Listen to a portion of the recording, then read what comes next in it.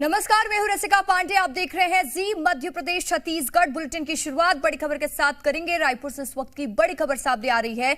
मंत्रालय पहुंचे हैं सीएम विष्णुदेव साय। मंत्रालय पहुंचे सीएम विष्णुदेव साय। इस वक्त की बड़ी जानकारी, सीएम साय ले रहे हैं कैबिनेट की पहली बैठक। तो देखिए, मुख्यमंत्री के तौर पर वो कैबिनेट की बैठक लेते हुए नजर आ रहे हैं।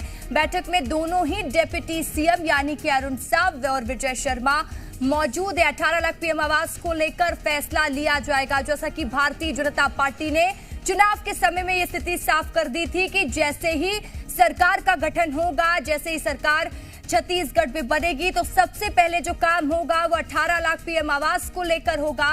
और उस काम में अब ये टीम जुट चुकी है। सीएम विष्णुदेव साय बैठक करते हुए नजर आ रहे हैं। कैबिनेट की पहली बैठक इस वक्त चल रही है और उनके साथ ही डिप्टी सीएम विजय शर्मा और अरुण साव भी मौजूद हैं।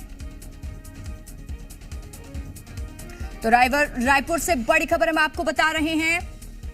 मंत्रालय पहुंच चुके हैं सीएम विष्णुदेव साय। कैबिनेट की पहली बैठक ले रहे हैं और उनके साथ ही दोनों डिप्टी सीएम भी मौजूद हैं।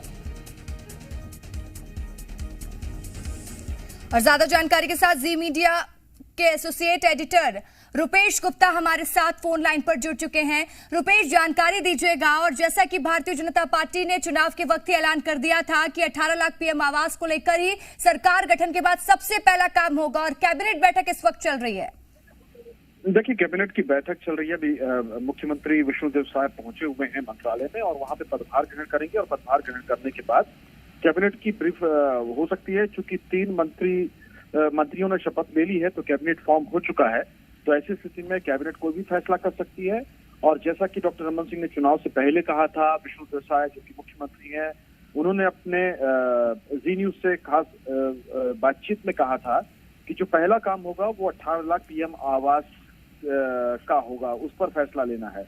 तो पीएम आवास में जो 18 लाख आवास है, 17.5 लाख 18 लाख, उन सभी के फाइल पर दस्तखत होंगे और उसके बाद उस काम में तेजी लाई जाएगी। तो पहला जो फैसला हो सकता है वो हो सकता है। दूसरा, 25 तारीख को जो दूसरा बड़ा अनाउंसमेंट है कि 25 तारीख को जो धान का पिछली सरकार के कार्यकाल का 2 साल का बकाया बोनस है वो दिया जाएगा। तो उस पर भी फैसला हो सकता है। और महतारी वंदन योजना भी शुरू करनी है, तो उसको लेकर के इस बार में फैसला होगा या फिर जनवरी से शुरू करेंगे।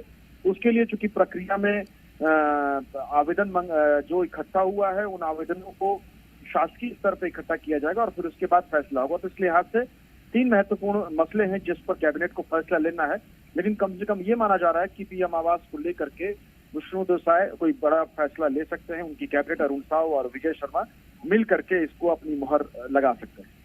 रुपेश, ये जानकारी दीजिएगा कि और कई मायनों में खास क्यों है ये कैबिनेट की बैठक आज की। वैसे तो देखिए, कई मायनों में खास इसलिए भी हो जाती है क्योंकि विष्णुदेव साय मुख्यमंत्री के तौर पर आज पहली कैबिनेट बैठक लेने जा रहे हैं। क्या और भी कई महत्वपूर्ण फैसले छत्तीसगढ़ के लिए आज की बैठक में लिए जा सकते हैं? देखिए, सुशासन का वादा भारतीय जनता पार्टी ने किया है, तो इंस्ट्रक्शंस दिए जा सकते हैं। मुख्य सचिव आएंगे, उनको अपने घोषणा पत्र की कॉपी दी जाएगी कि सरकार को अगले 5 साल में इसी दिशा निर्देश को ध्यान में रखते हुए ये वेलफेयर की स्कीम से जिसके आधार पर काम करना है।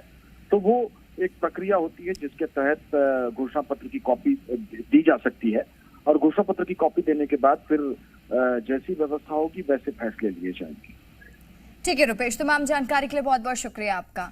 तो देखिए, जैसे कि एसोसिएट एडिटर रुपेश गुप्ता भी जानकारी दे रहे थे कि ये बैठक कई मायनों में महत्वपूर्ण हो जाती है और इस बैठक पे 18 लाख पीएम आवास को लेकर फैसला होगा। साथ ही भारतीय जनता पार्टी ये तय करेगी कि किस तरीके की रणनीति और क्या स्ट्रैटेजी बीजेपी के आगे रहने वाली है। जो तमाम वादे जनता से भारतीय जनता पार्टी ने किए हैं उसे किस तरीके से पूरा करना है, क्योंकि लगातार जिस दिन से भारतीय जनता पार्टी ने जीत दर्ज की और बुलडोजर एक्शन का भी जिक्र हो रहा था, तो वो भी देखने को मिला। और ये भी वादा किया गया था कि जैसे ही सरकार का गठन हो जाएगा तो पहला जो प्रमुख काम होगा वो 18 लाख पीएम आवास को लेकर होगा। तो इसको लेकर अब बैठक चल रही है, इसको लेकर आगे काम आगे बढ़ाया जाएगा और जो लोग वंचित हैं इससे उनको लाभ मिल सके, ये कोशिश भारतीय जनता पार्टी की रहने वाली है, जैसा कि ऐलान पहले भी किया जा चुका है। तो मंत्रालय में सीएम विष्णुदेव साय मौजूद है, उनके साथ डिप्टी सीएम भी मौजूद है। तो वहां पर वो अरुण साव को लड्डू खिलाते हुए भी नजर आए। सीएम और डिप्टी सीएम का ये जो त्रिकोणीय जोड़ी है, तो ये जोड़ी साथ में मुस्कुराते हुए अब एक टीम की तरह आगे बढ़ना है। और किस तरह से आगे काम करना है, कई विषयों पर चर्चा महत्वपूर्ण मानी जा रही है। तो इस वक्त की बड़ी खबर, बड़ी जानकारी हम आप तक पहुंचा रहे हैं। मंत्रालय में इस वक्त कैबिनेट की पहली बैठक चल रही है। विष्णुदेव साय मुख्यमंत्री के तौर पर इस बैठक में मौजूद है, उनके साथ दोनों ही डेप्यूटी सीएम मौजूद है। तो इस वक्त वहां पर बधाइयों का सिलसिला चल रहा है, जश्न मनाया जा रहा है और आज का दिन भारतीय जनता पार्टी के लिए जश्न का दिन है, क्योंकि आज जनता को भी आदिवासी सीएम मिल चुका है।